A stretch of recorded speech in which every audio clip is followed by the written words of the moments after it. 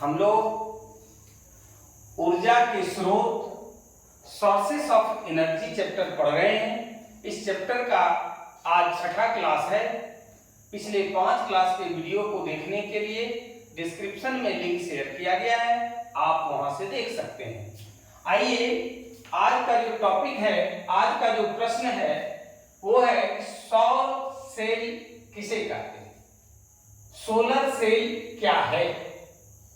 बहुत ही साधारण और आसान परिभाषा लिखे हैं कि ऐसी युक्ति, ऐसी डिवाइस जो सौर ऊर्जा को, सूर्य से प्राप्त ऊर्जा को सीधे विद्युत में कन्वर्ट कर दे, करंट में कन्वर्ट कर दे, उसे सौर सेल कहते हैं।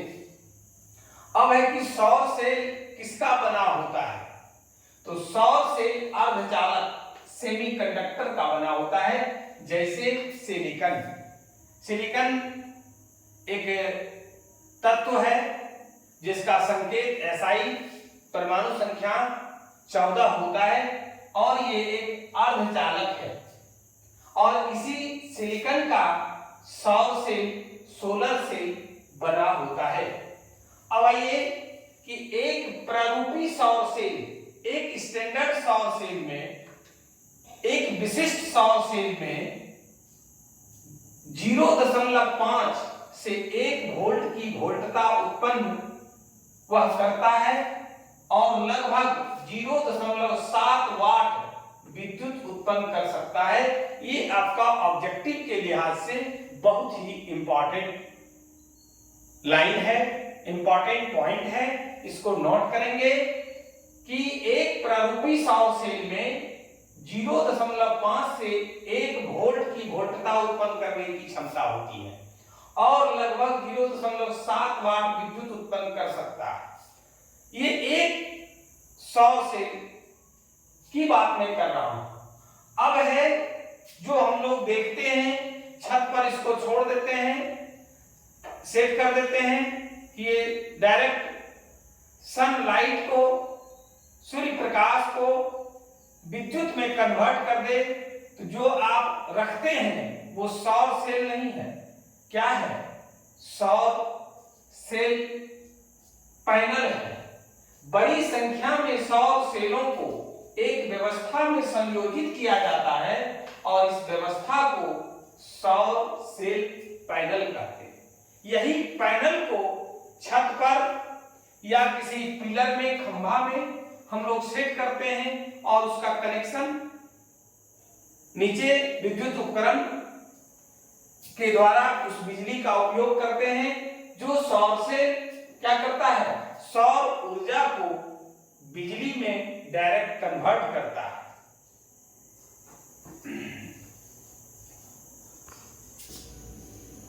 अब आइए हम लोग देखते हैं कि सौर सेल के लाभ को लिखें। ये प्रश्न है कि सौर सेल के उपयोग करने से लाभ क्या क्या होता है, इसका एडवांटेजेस क्या क्या है।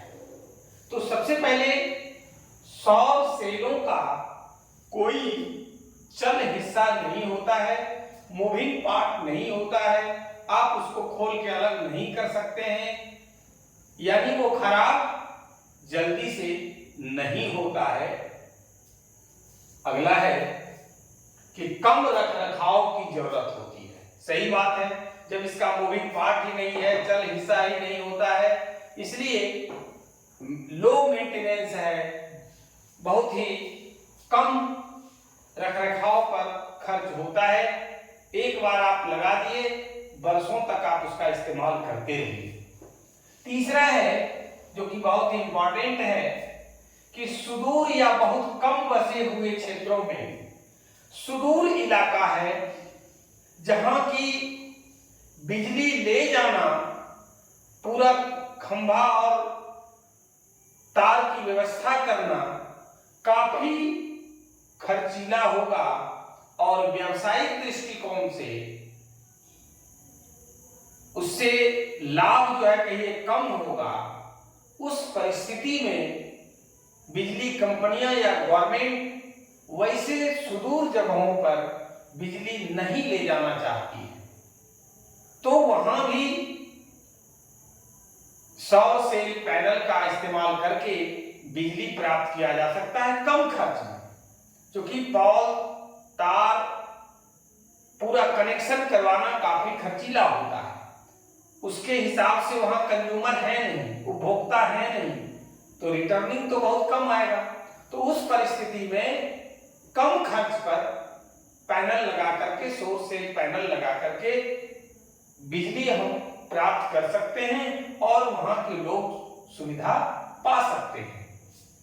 या फिर बहुत कम बसावट वाला जगह है, बहुत कम लोग रहते हैं, उस स्थिति में भी बिजली ले जाना, पूरा कनेक्शन करवाना काफी महंगा साबित होगा और उसके बदले में रिटर्निंग कम आता है।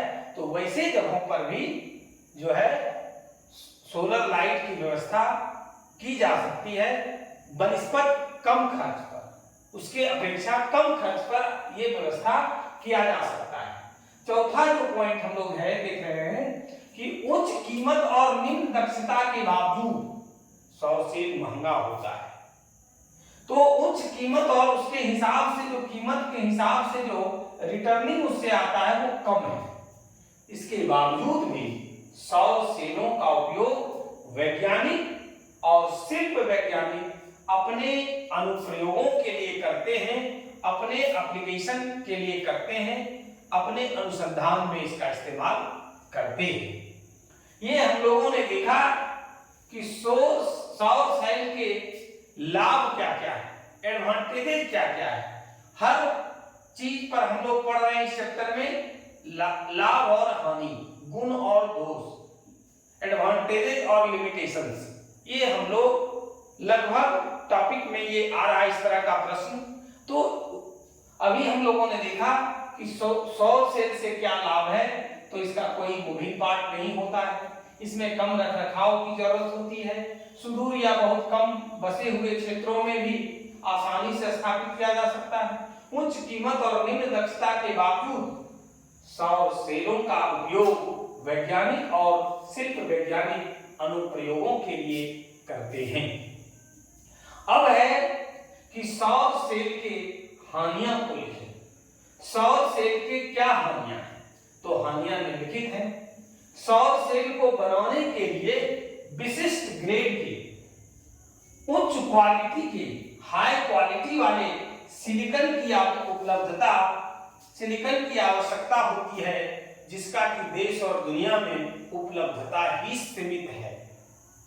अब बताइए, रॉ मटेरियल ही जिससे बनता है सौर सेल, अगर वो ही उपलब्ध नहीं हो तो फिर आगे सौर सेल बनेगा कैसे?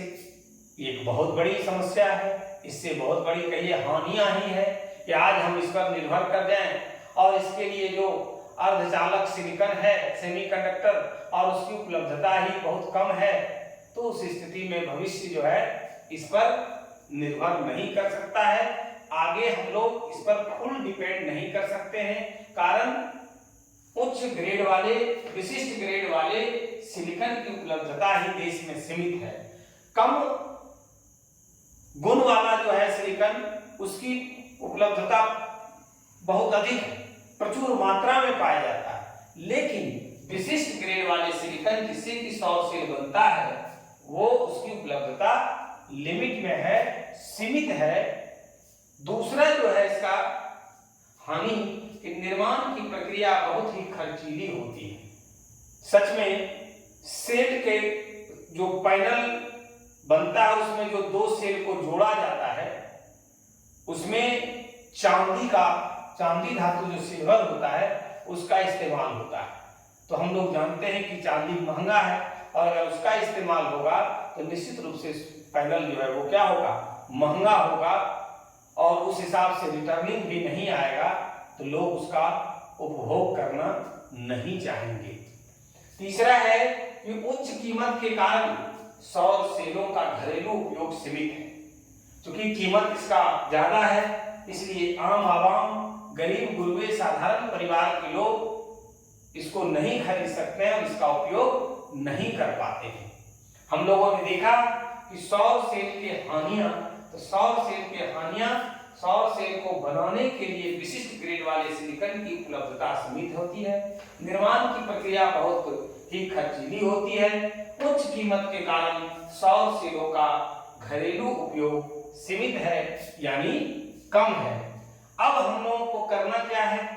हम लोगों ने आज भी 3 प्रश्न पढ़ा कि सौर सेल क्या है, सौर सेल से क्या लाभ है, सौर सेल के उपयोग से हानियां क्या क्या है। हम लोग वीडियो को बार बार देखेंगे, नोटबुक में नोट करेंगे और तैयार करेंगे। मैं बार बार आपको भरोसा दिलाता हूं कि जो भी पढ़ाई हो रही है इससे बाहर आपके परीक्षा में प्रश्न नहीं पूछा जाएगा। कारण हम लोग सारा टॉपिक को आपके बीच रख रहे हैं, सारे टॉपिक को एक एक करके आपके तक पहुंचा रहे हैं। इसलिए आप निश्चिंत होकर के चैनल से जुड़े रहें, हम लोग से जुड़े रहें। आपको किसी तरह का कोई भी विषय में परेशानी नहीं होगी। धीरे धीरे करके अभी फिजिक्स देखिए अंतिम चैप्टर है, जैसे ही ये समाप्त होगा केमिस्ट्री शुरू कर देंगे, आपको केमिस्ट्री मिलेगा। इसलिए आप निर्भीक होकर के निश्चिंत रहें और हर दिन मेहनत करें, प्रत्येक दिन तैयारी करें। ये नहीं कि आज पर्व है, आज छुट्टी का दिन है तो हम जो है छुट्टी मना लेंगे, तो फिर दिक्कत होगा। इसलिए हर दिन मेहनत कीजिए, हर दिन जो है तैयारी कीजिए और एक एक दिन घटाते जाइए कि अब इतना दिन परीक्षा में बचा है। 365 दिन का समय मिलता है, अगर एक दिन बीत गया तो 364 बचा, फिर एक दिन बीत गया तो 363 बचा। इस तरह से समय का महत्व को समझिए। बार बार हम लोग यही आपसे कहेंगे। अब आइए, अगर वीडियो आपको अच्छा लगा हो लाइक और शेयर जरूर करें। कहीं कोई परेशानी हो तो कमेंट कर हमें सूचित जरूर करें। आज की क्लास में बस इतना ही। धन्यवाद।